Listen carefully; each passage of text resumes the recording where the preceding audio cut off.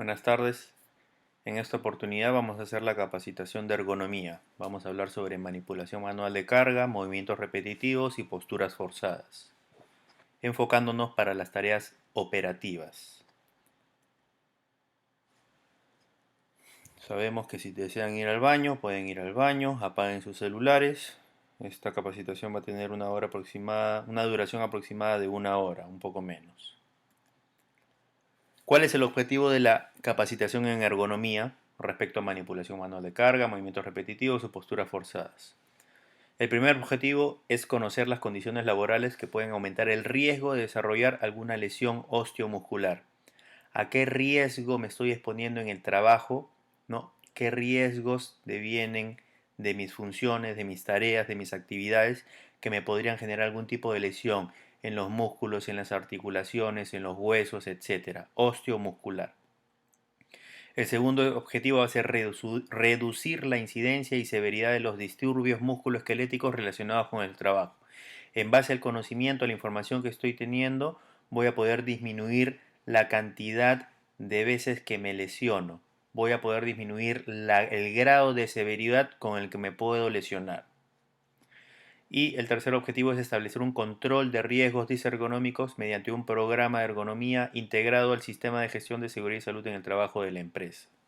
Entonces, esto me va a permitir tomar acción, realizar ciertas actividades con la finalidad de disminuir el riesgo de lesionarme.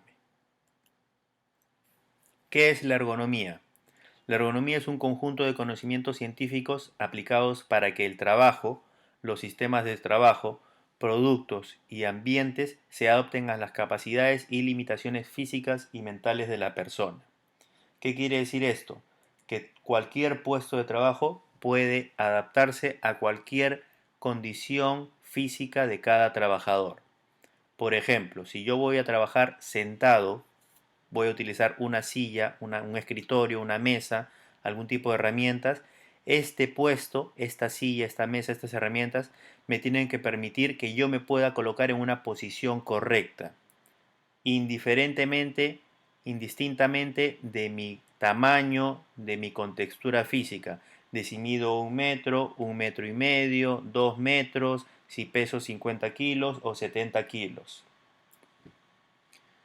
Ese mismo puesto se puede adaptar a cualquier condición física, característica física de determinada persona. Yo no me tengo que adaptar a ese puesto, el puesto tiene que adaptarse a mis características físicas. ¿Cuáles son las principales molestias que puedo presentar? Dependiendo del riesgo ergonómico o disergonómico, puedo presentar dolor en el cuello, en los hombros, dolor en la espalda, que es muy importante, muy frecuente, dolor en las nalgas, en los muslos, en las rodillas, en las piernas, en las extremidades superiores, etc. Dolor musculoesquelético a cualquier nivel, dependiendo de la actividad que yo vaya a realizar. ¿A qué tipo de cargas estamos sometidos en el trabajo? Principalmente dos tipos, carga física o carga mental. Carga mental principalmente para tareas administrativas, cálculos, conocimientos adquiridos anteriormente que me demanden mucha carga mental. O carga física para tareas operativas, ¿no? Manipulación manual de carga, movimientos repetitivos, posturas forzadas, algún tipo de lesión derivada de una actividad física.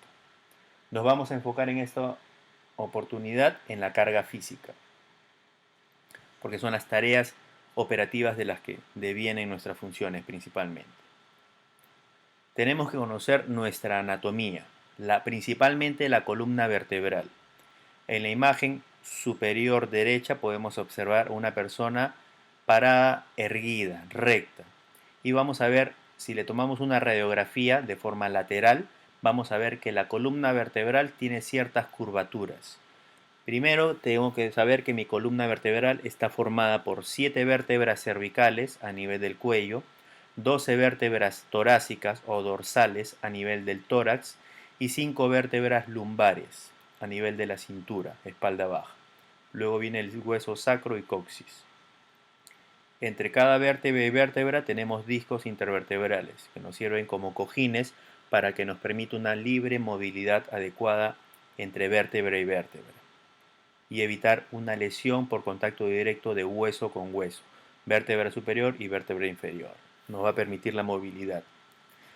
La curvatura normal de las que le hablo, ¿no? La columna va a tener una forma de S, tener una curvatura hacia atrás en las vértebras cervicales, una curvatura hacia adelante en las vértebras torácicas y nuevamente una curvatura hacia atrás en las vértebras lumbares. Esto manteniendo, ojo, una posición erguida, espalda recta. Esto me va a permitir, al mantener la espalda recta, que entre vértebra y vértebra el espacio que se genera en toda su circunferencia sea el mismo en toda la circunferencia del disco intervertebral. A diferencia que si yo me flexiono hacia adelante, como podemos visualizar en la imagen inferior derecha, ¿no? Si me inclino hacia adelante, las vértebras van a disminuir el espacio hacia adelante, se van a juntar hacia adelante y va a aumentar el espacio hacia atrás. Entonces va a haber cierta presión en cierta zona del disco intervertebral. El disco intervertebral lo vemos en imagen central superior. Está compuesto de un anillo fibroso y un núcleo gelatinoso. Esto me permite un libre movimiento de la columna al momento de flexionarla o lateralizarla hacia los lados o extenderla hacia atrás. Entre las vértebras, por el centro de las vértebras, va a pasar el canal medular, ¿no? Es un conducto. En ese conducto pasa la médula espinal, el nervio más grande de nuestro cuerpo. Se origina en el cerebro y baja por toda la columna vertebral hacia la última vértebra lumbar, sacro y coxis. Y entre cada vértebra salen raíces nerviosas. En las 7 vértebras cervicales, raíces nerviosas para los hombros, para las extremidades superiores, para la cara. Las 12 vértebras torácicas, raíces nerviosas para el tórax y el abdomen. Y las 5 vértebras lumbares, raíces nerviosas para los miembros inferiores. Esto nos va a transmitir impulsos eléctricos para tener sensación táctil, sensación dolorosa, frío o calor, impulsos motores para el movimiento. Si yo tengo una lesión en la médula espinal, en la parte de la médula de donde se me lesiona hacia abajo, me va a generar una incapacidad funcional. El impulso eléctrico ya no se va a transmitir hacia abajo. Entonces es como cortar un cable de luz. Llega la electricidad, el impulso eléctrico hasta el final del cable y de donde está roto hacia abajo no se transmite el impulso eléctrico. Voy a quedar con una parálisis. Es por esto que las vértebras es muy importante, nos sirve como una estructura de soporte de la médula espinal y de todos los nervios. ¿Ya? ¿Qué me quiere decir esto? Que si yo genero posturas de flexión de la columna o lateralización o torsión, estoy generando mayor presión en un punto del disco intervertebral. A diferencia que si yo siempre mantengo la espalda recta, la presión va a ser constante en toda la circunferencia de ese disco. ¿Qué factores disergonómicos tenemos o factores de riesgo disergonómico? Posturas forzadas o posturas inadecuadas, no normales al momento de trabajar. Manipulación manual de carga. Voy a cargar algún objeto, algún cuerpo pesado. O movimientos repetitivos. Principalmente nos afecta esfuerzos de mano, muñecas, impactos repetitivos, vibraciones de mano y brazo, etc. ¿Qué podemos decir sobre posturas forzadas o posturas incómodas? ¿Qué tipo de posturas forzadas podemos tener? Manos por encima de la cabeza. Trabajar con las manos por encima de la cabeza es una postura forzada o incómoda, no natural. Codos por encima del hombro. Elevar los codos por encima del nivel del hombro también es una postura forzada, no natural. Cuello doblado o girado, flexionado hacia adelante, extendido hacia atrás, girado hacia cualquier lado, derecha o izquierda. Es una postura no natural. Sentado con la espalda girada o flexionada, sin mantener la espalda recta, no es una postura natural. En posición de cuclillas también es una postura no natural. O arrodillado, ¿no? También es una postura no natural. Si vamos a realizar alguna tarea en estas posturas forzadas o incómodas, se recomienda que esa tarea no debe de durar más de media hora, ¿ya? Por lo general, lo ideal sería que dure menos de 15 minutos para evitar una lesión, incrementar nuestro riesgo de lesionarnos músculos, articulaciones, huesos, etc. Lesión musculoesquelética. ¿Qué posturas forzadas podemos encontrar tanto de pie o sentado? ¿No? Las posiciones de trabajo que supongan que una o varias regiones anatómicas dejen estar en una posición natural de confort para pasar a una posición forzada que genere la consecuente producción de lesiones por sobrecarga. Puede deberse a trabajos de pie o trabajo sentado. Lo principal siempre va a ser mantener la columna completamente recta, erguida, sin flexión de la columna, sin extensión de la columna, sin rotación de la columna o sin lateralización hacia la derecha o izquierda. Para posturas de trabajo de pie, podemos observar, se aconseja alternar esta postura con otras que faciliten el movimiento, ¿ya? Entonces voy a estar parado apoyando primero la pierna derecha, pongo una pierna izquierda hacia adelante, luego cambio de postura, ¿no? Me apoyo sobre la pierna izquierda y pongo la pierna derecha hacia adelante, luego me apoyo sobre las dos piernas, ¿no? Rectamente, siempre de forma erguida, etcétera. Hay que adaptar la altura del puesto de trabajo al tipo de esfuerzo que voy a realizar.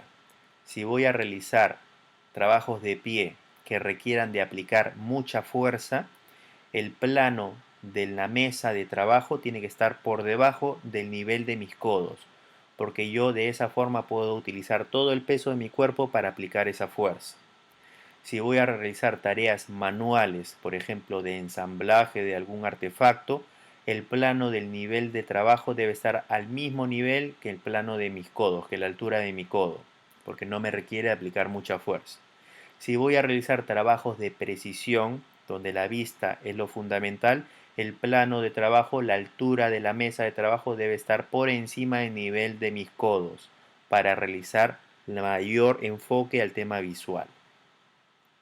Si voy a realizar trabajo sentado, que se aconseja mantener siempre la espalda recta y apoyada al respaldar de la silla.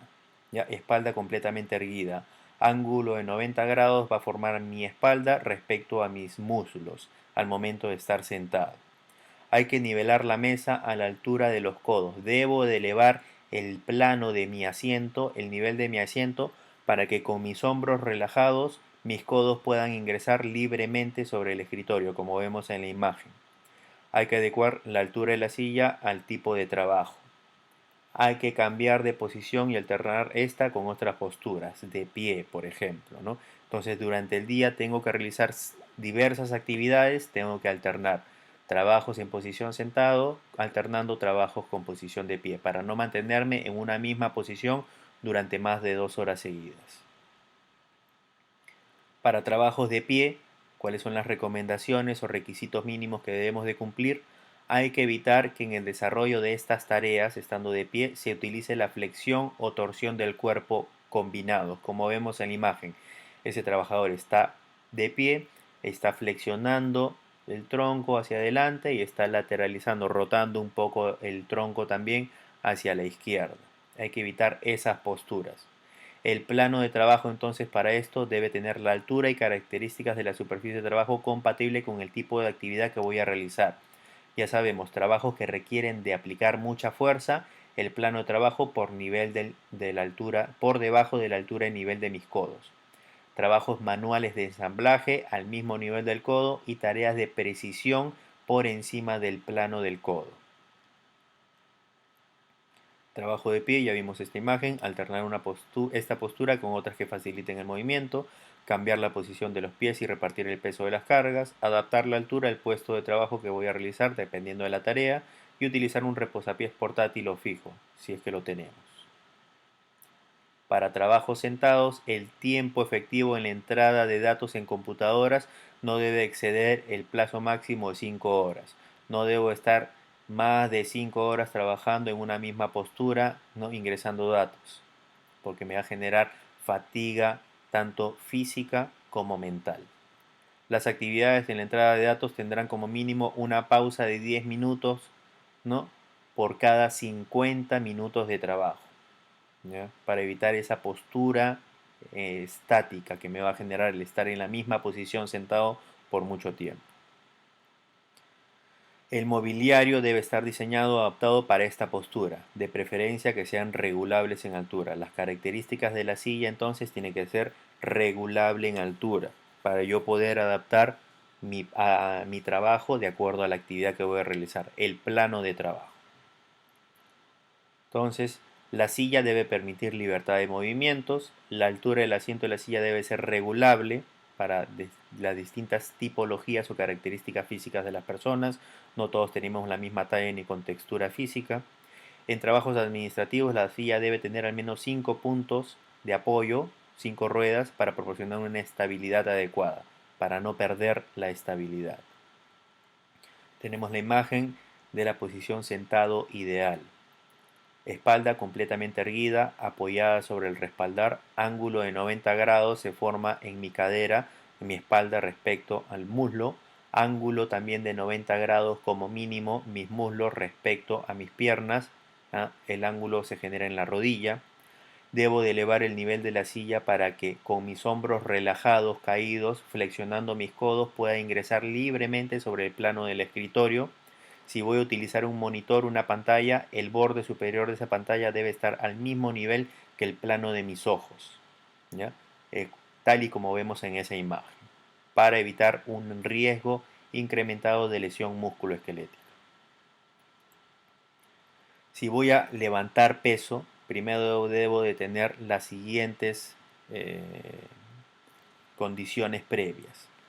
En la dimensión, el tamaño del objeto que voy a levantar no debe de superar 60 por 60 por 60 centímetros de alto, ancho y profundo. ¿Por qué? Porque más o menos esa es la distancia entre hombro y hombro y me va a permitir un correcto agarre y manipulación de la carga, sin que me obstruya la visión y sin que sea muy largo como para que yo pueda lesionar o generar algún impacto, algún golpe con alguna estructura o algún compañero cuando lo estoy desplazando.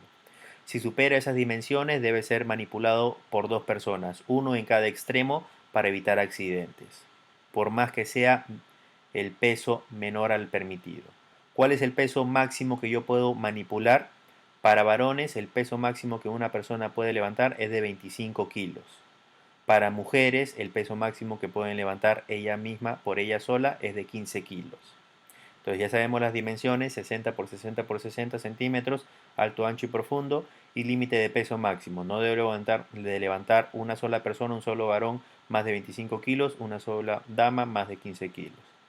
Debe haber una correcta manipulación. La técnica debe ser la correcta para manipularlo. Vamos a hablar sobre la técnica. Debe haber un orden al momento de manipular las cargas. Si tengo en un pallet, en una parihuela, apiladas varias cargas, en orden debo de ir manipulándolas. Debo de tener un trazo, el trayecto ya determinado previamente, el camino desde dónde lo voy a cargar hasta dónde lo voy a depositar. Ya debo de conocerlo. Mientras más corto, mucho mejor. Tengo que tener ayuda mecánica o ayuda de algún compañero si es que supera el peso máximo permitido. Entre 2 personas podríamos cargar máximo hasta 50 kilos. Si pesa más de 50 kilos, debo utilizar ayuda mecánica para manipularlo, para cargarlo. No debo de sobreexponerme. ¿Cuál es la correcta manipulación de carga? Yo para levantar un objeto ya conozco previamente el límite máximo permitido si soy hombre o soy mujer. 25 kilos hombres, 15 kilos mujeres. La técnica correcta, las dimensiones de la carga también ya las sé, 60 por 60 por 60 centímetros de alto, ancho y profundo. Entonces me voy a acercar completamente al objeto que voy a manipular, separo las piernas más o menos a la altura de los hombros, mejor base de apoyo, más estabilidad, y me agacho flexionando únicamente tobillos, rodillas y caderas, con la espalda completamente recta.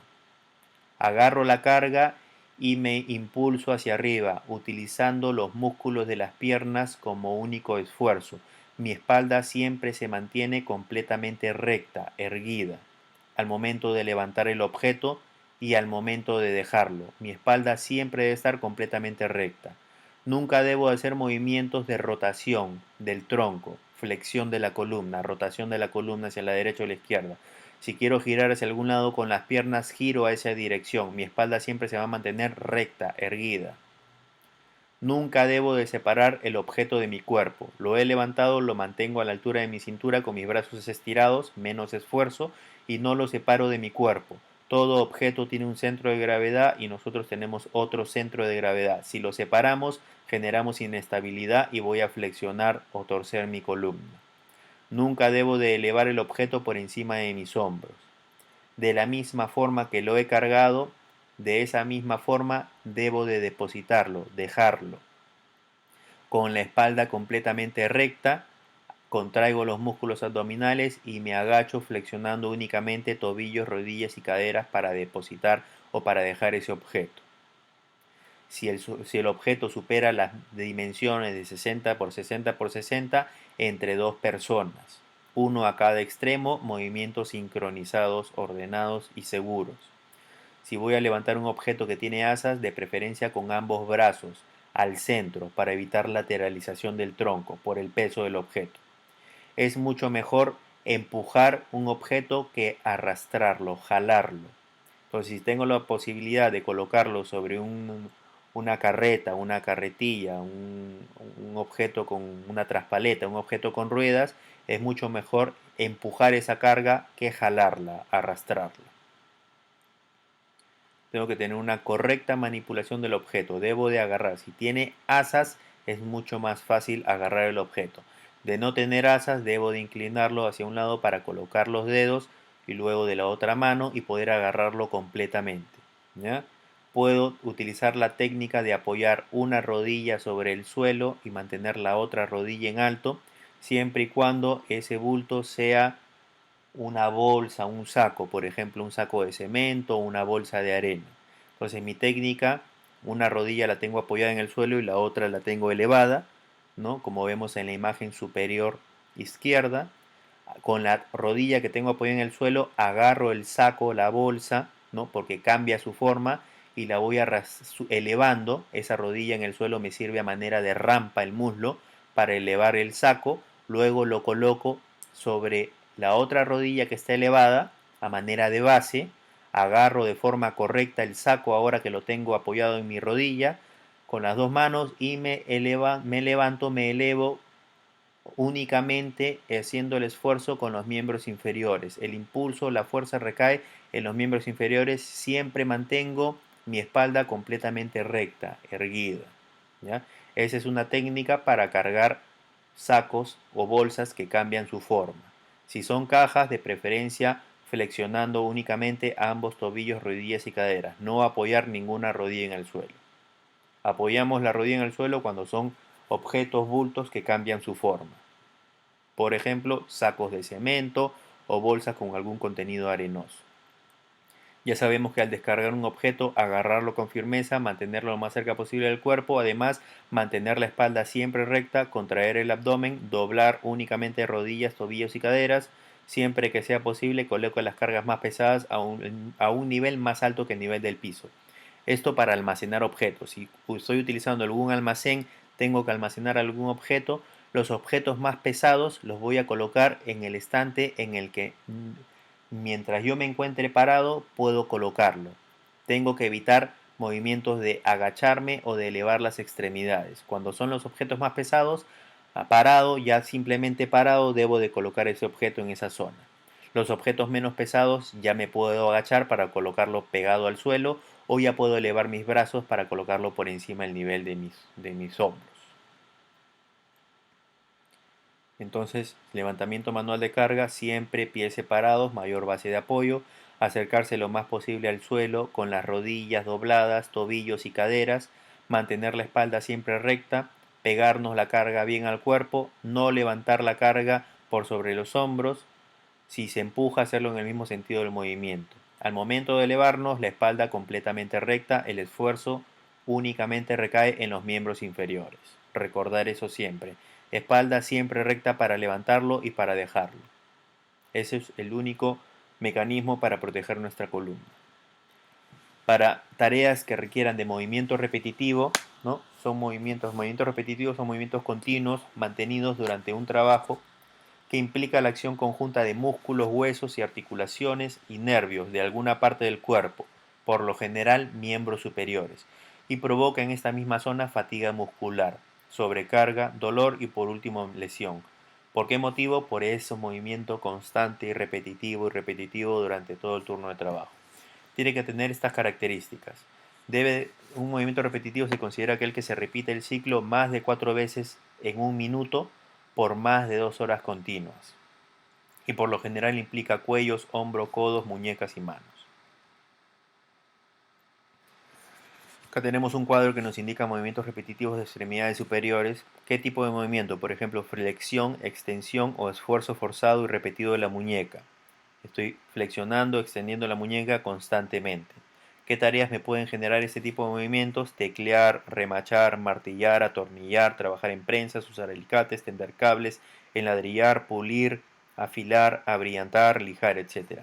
¿Qué lesiones me podrían derivar de este tipo de movimiento de flexión y extensión? Síndrome del túnel del carpo, síndrome del túnel carpiano. Un síndrome en la mano que me comprime el nervio mediano y me genera dolor en el dedo pulgar, índice, medio y anular, o mano en garra. ¿Qué otro tipo de movimiento puedo tener en la mano? Torsión repetida y o rápida de la muñeca. Estoy girando la muñeca, maniobras como para abrir una chapa, una cerradura, ¿no? Abrir una puerta. ¿Qué tareas me pueden generar este tipo de movimiento? Tareas de montaje, empaquetar, coser, cortar, fregar, lavar a mano, retorcer, etc. ¿Qué lesiones me pueden producir? Una tendinitis a nivel de la muñeca.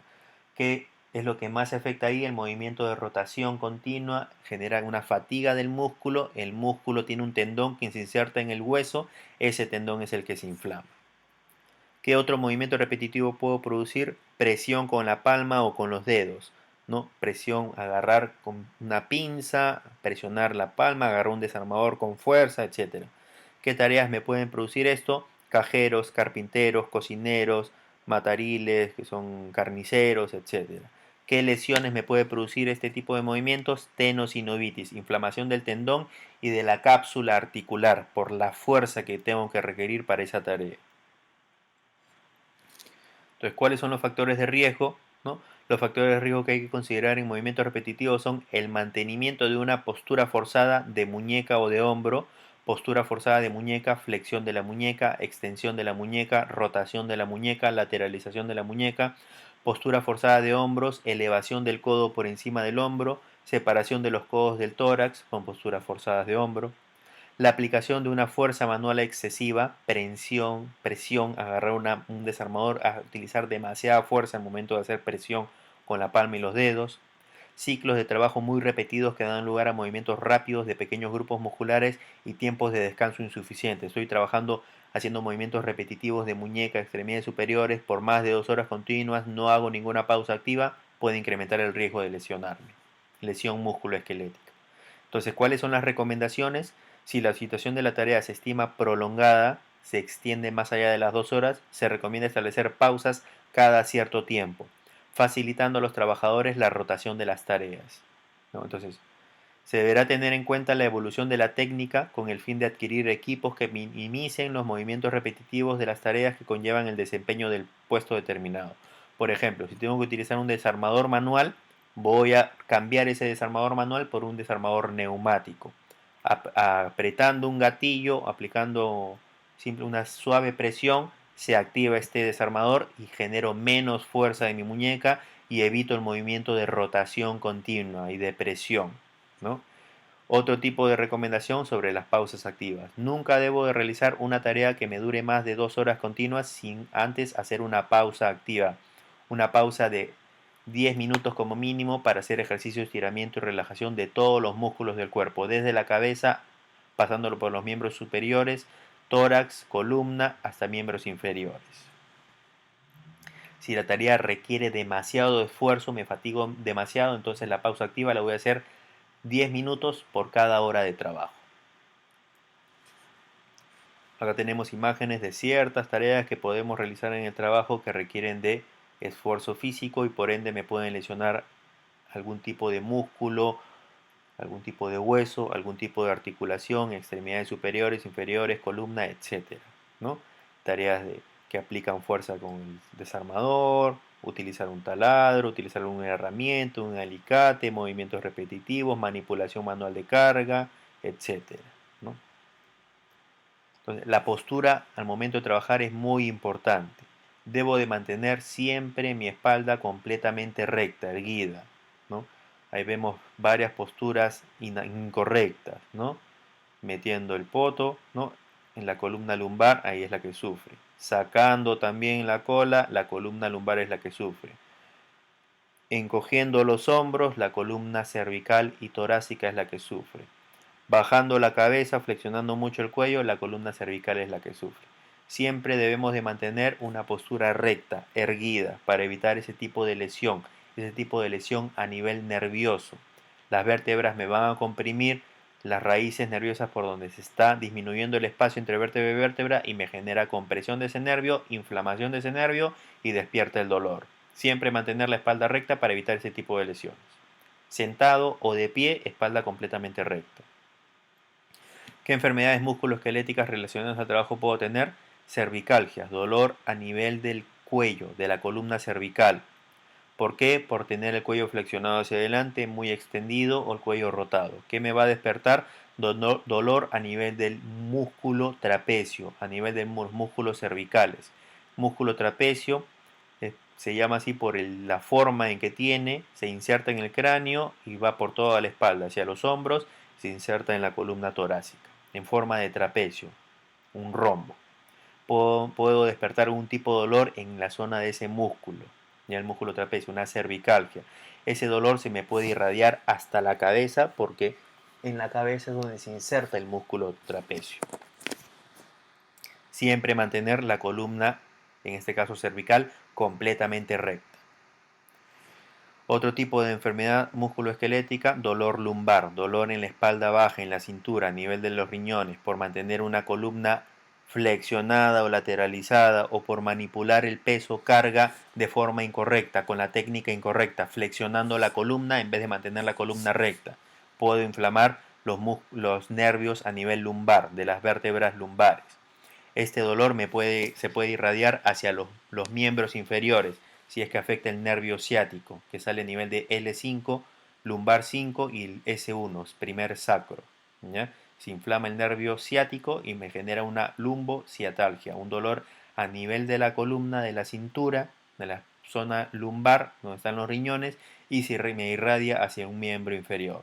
¿Por qué? Por tener una postura incorrecta de la columna, por manipular una carga mayor a 25 kilos de peso o por manipular una carga con la técnica incorrecta, flexionando la columna cuando siempre debe estar mi columna recta. Hernias discales. Los discos intervertebrales o los discos intervertebrales son esas estructuras como cojín que va entre vértebra y vértebra, cuerpo vertebral y me sirve de apoyo para la movilidad. Un golpe muy fuerte a ese nivel, levantar un peso excesivo, ¿no? Con una técnica incorrecta, me podría lesionar el anillo fibroso de ese disco y generar que ese núcleo forme como un chinchón, ¿no? Lo mismo sucede con las llantas de una moto, de un carro, si me meto un hueco y golpeo el anillo, ¿no? Metálico de esa llanta, se debilita y me sale un chinchón. Ese chinchón por lo general va a comprimir hacia atrás, hacia la médula espinal, y esa compresión me va a generar una inflamación de la médula y inflamación del nervio que está a ese nivel y me despierta el dolor y la limitación, la contractura muscular y la limitación del movimiento, producto de un impacto en la columna con mayor fuerza, un traumatismo muy intenso, o levantar demasiado peso mayor a 25 kilos con una técnica incorrecta. Una bursitis por movimientos repetitivos. Se inflama la cápsula articular o la bolsa que protege y amortigua las articulaciones. Se llama bursitis. Movimientos muy bruscos de hombros, cargar un objeto, la postura forzada de codo por encima de hombro, manos por encima de la cabeza, puede generar este tipo de lesión. Tendinitis, movimientos repetitivos de la muñeca, de los codos, codo del tenista, todo el día estamos generando los golpes en la raqueta, ¿no? Con la raqueta de tenis, genera tendinitis del codo o codo de tenista. Si son movimientos repetitivos con la muñeca, tendinitis de Decker-Vein a nivel de la muñeca. Si es en el talón de Aquiles, tendinitis en Aquilia, etc., ¿no? Inflamación por movimiento repetitivo de ese músculo que inflama el tendón donde se inserta a nivel del hueso. Síndrome del túnel carpiano, ya sabemos, esos movimientos de flexión repetitiva de la muñeca, extensión repetitiva, todo el día haciendo movimientos con los dedos, ¿no?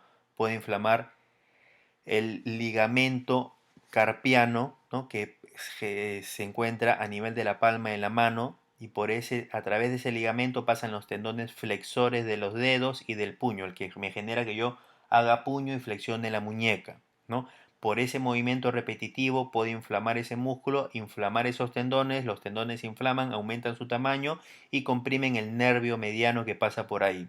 Ese nervio mediano irradia el dedo pulgar, el dedo índice, el dedo medio y la mitad del dedo anular. Entonces voy a tener inflamación en esos 4 dedos.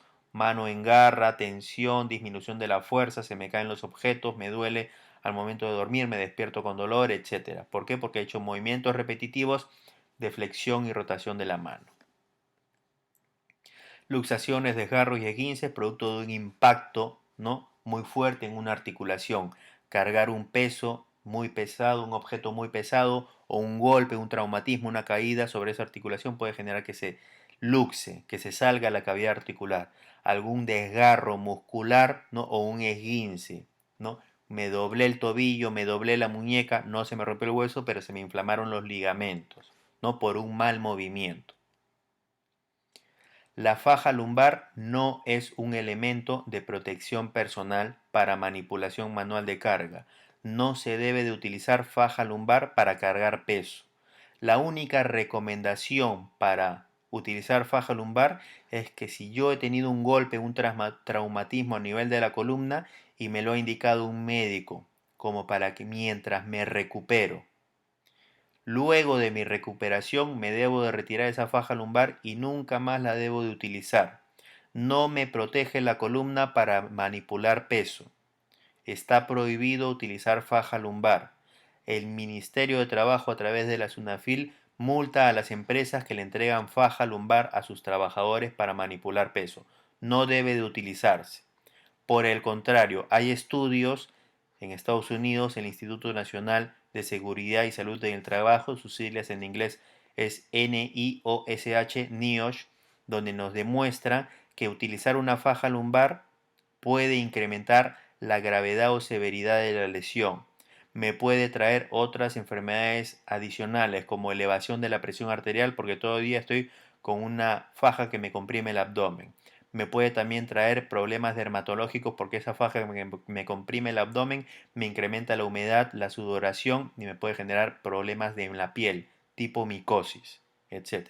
Entonces, está demostrado que no me disminuye el número de lesiones de la columna, por el contrario, me puede agravar una lesión y me puede traer lesiones adicionales, entonces no se debe de utilizar faja lumbar, está prohibido. Lo único que nos protege es realizar la técnica correcta de manipulación manual de carga y nunca sobrepasar el límite máximo permitido de 25 kilos hombres, 15 kilos mujeres, siempre con la espalda completamente recta al levantar y al dejar la carga. Eso es lo único que nos va a proteger la columna. Entonces, probemos todo lo que decimos, realicemos la manipulación manual de carga con la técnica correcta siempre, respetemos los límites de carga, nunca levantar más de 25 kilos de peso, una sola persona, si es varón, mantengamos posturas correctas, siempre la espalda erguida al estar de pie o al estar sentado y realizar algunos ejercicios, pausas activas. Si voy a realizar una tarea que tenga una duración de más de 2 horas continuas, me detengo y por 10 minutos ejercicio de estiramiento y relajación de todos los músculos, cabeza, hombros, codos, muñecas, tórax y miembros inferiores. Movimientos de relajación, de estiramiento. ¿Ya? Este es el momento en donde yo recibo sus preguntas para proceder a responder todas sus dudas. Gracias.